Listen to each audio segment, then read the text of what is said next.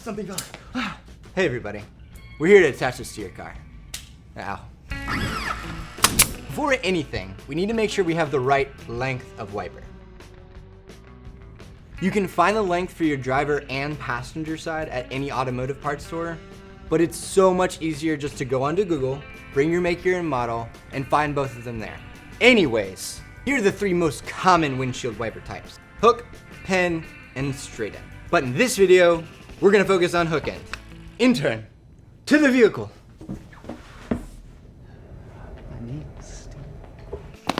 To install, you want to lift the arm and turn it to a horizontal angle. Then you're going to take 2 fingers here, just apply a little bit of pressure, slide it right off. Make sure your connector is facing down, just like the other one, and slide it right into place. And voila, simple. For other simple things, make sure you like and subscribe. Once you've installed those wipers, make sure to log them in your wear items on your Fixed app. That way you'll have more time for important things.